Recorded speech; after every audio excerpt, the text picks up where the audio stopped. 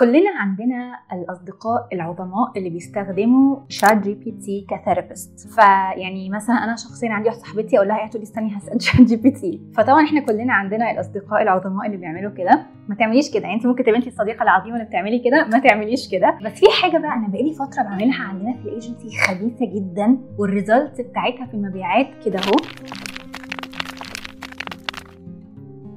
فأنا قررت إن أنا النهاردة هقولك على إزاي تقدري انت تخلي شات جي بي تي يبيع لك المنتجات بتاعتك. يلا بينا.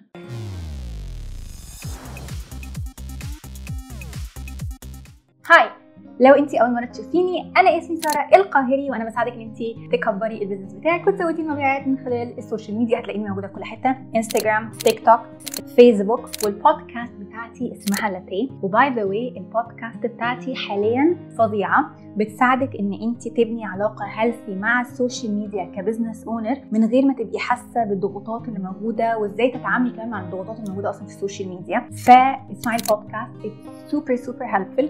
هسيبها لك فوق هنا وهسيبها لك تحت كمان في الديسكربشن، اسمعيها هتساعدك جدا. يلا بينا نبتدي. بسم الله. شات جي بي تي اوريدي بيعمل ريكومنديشن لبرودكتس كتيره جدا. يعني انت عادي ان انت تكوني داخله للشات جي بي تي تقولي له انا بطني وجعاني، انا المفروض اروح لدكتور ايه؟ يروح يقول لك انت المفروض تروحي لدكتور بطنه. طب انت رايك اروح لانهي دكتور؟ هيقول لك روحي للدكتور مش عارف مين اللي موجود عندكم في اول الشارع. هو جايب المعلومات دي منين؟ هو جايبها من على الانترنت. بس هي دلوقتي بقى بيهيفير الناس ان هم بدل ما يخشوا على جوجل يكتبوا دكتور السنان اللي جنبي، ما بقوا بيعملوا ايه؟ بيخشوا يتكلموا مع تشات جي بي تي. هل تظن ان انا بموت؟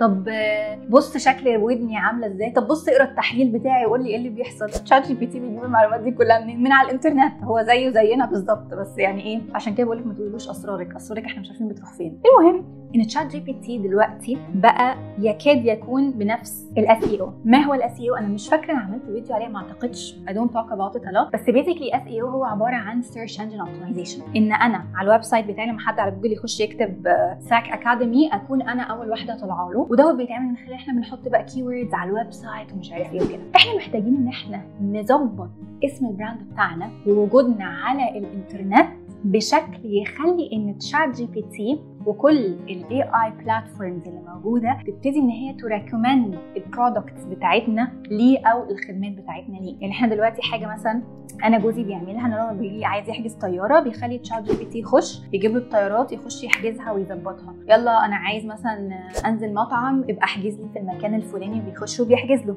فهو بيتعامل معاه ان هو الاسيستنت بتاعه اللي بيعمل له التاسكس السريعه اللي محتاجه تتعمل. ده اجل بيجيب المعلومات دي منين؟ هو بيخش على الانترنت زينا بالظبط، يدور على الطيارات. هو عارف البادجت بتاعتنا، عارف هو احنا محتاجين نسافر في خلال قد ايه، عارف كل حاجه، بيخش يجيبها اكوردنج للمعلومه او البرومبت اللي احنا مدينها له، وبيخش بيحجز لنا الطياره.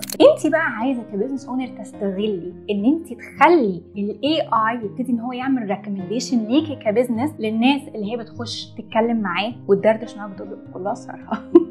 تعالي بقى انا هوريكي الطريقه. بقالي 4 شهور قاعده بلعب بهذا الموضوع الجميل، فتعالي بقى اوريكي الخلاصه كده اللي انا توصلت لك لايه. شات جي بي تي از بايس. يعني ايه؟ يعني انت لما تيجي تساليه على معلومات، المعلومه ديت مش شرط تبقى صح، المعلومه ديت مش شرط تبقى حقيقيه، المعلومه ديت هتبقى بيست على ان انسان داخل حاطط الداتا ديت بشكل صح على الانترنت او في الداتابيس بتاعه شات جي بي تي. فشات جي بي تي بيجي وبيديكي المعلومه دي. فهو مش بيقولك ان انت المعلومه بتاعتك، مش هيجي يقولك مثلا المعلومه بتاعتك صح، هو بيجيب لك المعلومات بيست على الداتا اللي عنده، اللي هي اي انسان ممكن يكون مدخلها. فانا عايزه از بزنس لما انا اجي عايزه شات جي بي تي يخش بيتكلم مع الناس وبيريكومند حاجات معينه ليهم، انا عايزه اكون البلاتفورم اللي بتدي ريكومنديشن دي. طيب احنا محتاجين ان احنا نعمل كذا حاجه، هنقسمها ل4 اجزاء. بارت نمبر 1 هتكون ان انا لازم اعمل لنفسي اوثوريتي قدام الاي اي ده. يعني ايه؟ انا هستخدم اللغه بتاعت الاي اي علشان افهمه ان انا اوثوريتي فيجر. طيب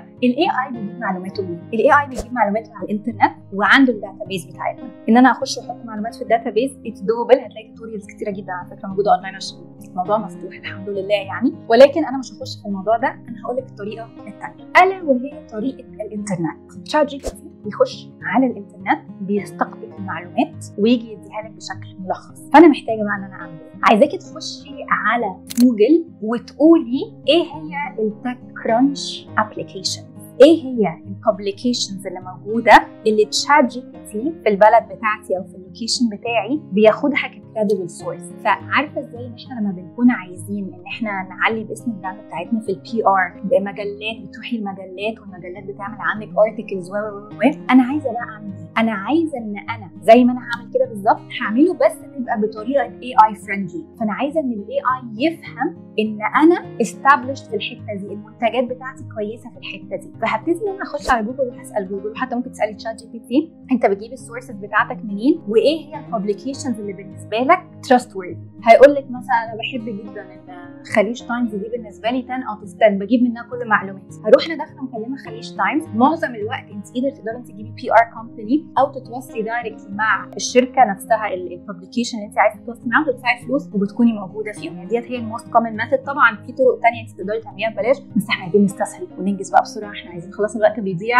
وتشات جي بي تي بيقول للناس على المنافسين بتوعنا. فهي بقى الحاجه الثانيه اللي انت عايزه تعمليها ان انا عايزاكي تكتبي كومبريهنشن. عارفه لما كنا في المدرسه يقول لك اكتبي لي كومبريهنشن عن مش عارف ايه مش عارفه ايه، ليه ساره القاهري اشطر من جاري في الماركتنج مثلا. يعني سبحان الله مش هتلاقي انت حاجه زي كده، ما حدش هيصدقها دي، بس يعني مثلا هبتدي اتكلم على ليه المنتج بتاعي هو افضل من منتجات الكومبيتيتورز بتوعي. تعملي جدول المنتج بتاعي مثلا معمول من القطن، الكومبيتيتور معمول من الكتان، اللي مش عارف ايه، هتحطي مش لازم تحطي ان هي افضل، بس تعملي زي كومباريزن بتفاصيل ممله بحيث ان هو تبقى في داتا بيس، تبقى في معلومات موجوده تشات جي بي تي يقدر ان هو ياخدها ويديها للكاستمر بتاعك. ليه؟ عشان الكاستمر بتاعك مش هيخش يقول له ايه هو الفرق ما بين براند اكس وبراند واي، هو هيقول له ايه؟ انا عايز بلوزه لونها ابيض عليها لوجو مش عارف ايه شكلها مش عارف ايه. شات جي بي تي هيخش هيسكاور الانترنت، هيدور هيلاقيكي حاطه ان احنا عندنا كذا والكومبيتيتور عنده كذا. فلما هو يجي يقول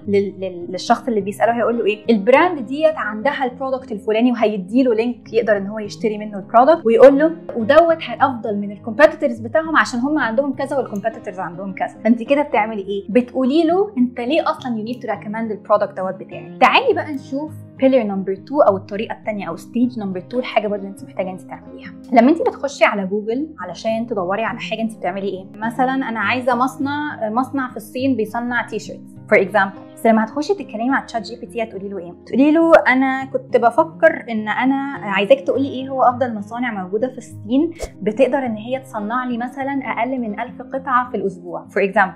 وبعدها هو تشات جي بي تي بيخش يتصفح الانترنت وبيديكي لسته فلان وفلان وفلان. احنا هنا عملنا ايه؟ ان انا بدل ما هستخدم اللانجوج اللي هي بتخلي الرانكينج بتاع الويب سايت بتاعي وحاجتي تطلع عاليه على جوجل، انا بستخدم لانجوج جديده خالص فريندلي للاي اي، اللي هي الطريقه للفئه المستهدفه بتاعتي بتكلم بيها الاي اي. فانا هبتدي ان انا هعمل اوبتمايزيشن، ان انا هخش هعمل بلوجز عندي على الويب سايت بتاعي انا، وهتبقى البلوجز شكلها بدل ما هاجي هقول مثلا ان احنا عندنا سوفت وير بتاع بروجكت مانجمنت خطيره، هقول ايه؟ ان احنا عندنا هاو تو تراك مثلا الديدلاينز بتاعك بشكل ريموت، وبعدها هقول له ان احنا عندنا سوفت وير تول بتعمل كده. فانا بستخدم اللانجوج اللي العميل بتاعي بيستخدمها وبحطها في الارتكلز بتاعتي. تعرفي بقى هذا الموضوع منين؟ من حاجتين. اول حاجه خشي على الفيسبوك جروبس اللي الناس بتخش تسال فيها حاجات ريليفنت للبراند بتاعتك اللي هي فيها الفئه المستهدفه بتاعتك. تاني حاجه تقدري انت تخشي على جوجل عنده تقدري انت تخشي تشوفي من جوجل سيرش كويريز الناس بقت بتسال ازاي، وهتاخدي الكلام ده وهتترجميه عندك، وتقدري كمان تستخدمي الاي اي تقولي له مثلا ديت اكتر 100 سؤال بيتسال عندي على الويب سايت، انا عايزاك تحولهم لي لاي اي فريندلي لانجوج اللي الناس بتكلمك بيها، وهو يديها لك عادي خالص وتحطيها عندك على الويب سايت. يبقى السؤال اللي هو اداهولك وتكتبي لك ارتكل عليه كامله how this can be implemented.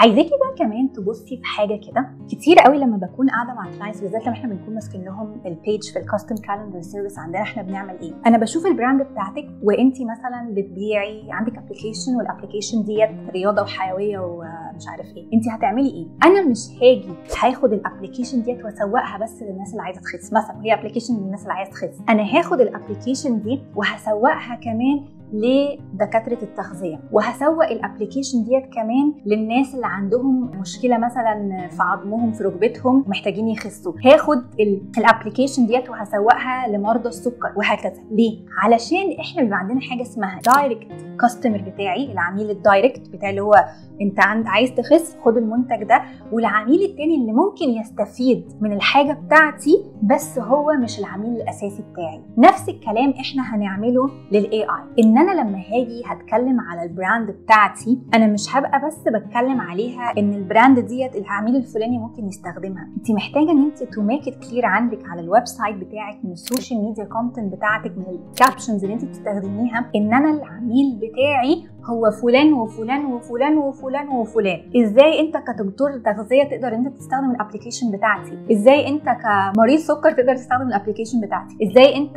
لو انت عايز تخس مثلا وانت ما بتحبش تحرم نفسك هتستخدم الابلكيشن بتاعتي؟ فهجيب كل الاسبكت بتاعت الاندايركت كاستمر بتاعي والعميل بتاعي اقول لهم تعالوا استخدموا الابلكيشن بتاعتي. فChat GPT هيفهم يعني الناس كلها لا تستخدم الابلكيشن. دي الخلاصه بتاعت البوينت دي. نخش بقى في بوينت رقم 4، ان انت لازم تعملي الموضوع ده اوفر اند اوفر اجين. لما انا بكون بعمل اوبتمايزيشن للاي اي عشان يبتدي ان هو يعمل ريكومنديشن للحاجه بتاعتي، هو زيه بالظبط زي ما انا بعمل اس اي او. انا لو ما لقيتش ان انا عامله فيديو للاس اي او الاسبوع الجاي هتلاقي عندك فيديو. يعني بصي هعمل فيديو للاس اي او ان شاء الله.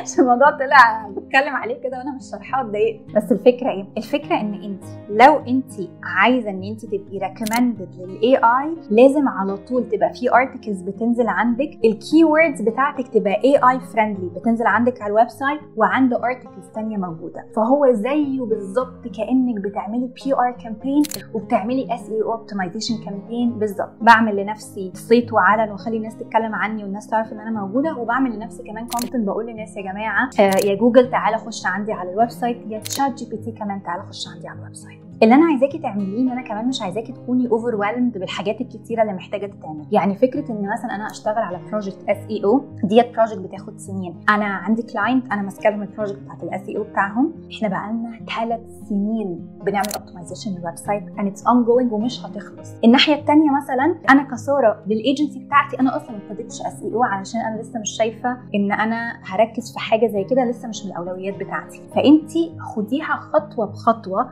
شوفي انتي what makes sense بالنسبه لك انتي كبراند واعمليها وامشي عليها ستيب باي ستيب. مش لازم تعملي كل حاجه مره واحده. ودي الحاجه الحلوه عامه ان احنا مثلا لما باجي امسك اكونت من خلال الكاستم كالندر سيرفيس، هي ليه عليها صيت وضجه كبيره قوي؟ عشان الموضوع فلكسبل. ان مثلا البراند ديت احنا هنبتدي باكس واي زد، البراند الثانيه احنا هنبتدي بكذا وكذا وكذا. نفس الخدمه تو براندز حاجتين مختلفين، فهي بتبقى فيري كاستمايزبل بيست على انتي كبراند محتاجه ايه بالظبط. وهو ده اللي انت محتاجه تعمليه لنفسك، انت تشوفي انا دلوقتي ورايا بروجكت من 1 ل1000 هبتدي منين وهعمل ايه. وهو ده ببساطه ازاي تخلي تشات جي بي تي يريكومند الحاجه بتاعتك. I hope ان this video was helpful. I will see you ان شاء الله next week. ما تنسيش تسمعي البودكاست بجد حب حياتي دلوقتي. You're gonna love it. هو الابيسود الجايه الاسبوع الجاي مش هتنزل عشان انا مسافره، بس يعني ان شاء الله الاسبوع اللي بعده بس في 3 ابيسود نزلت فالحقيها يعني.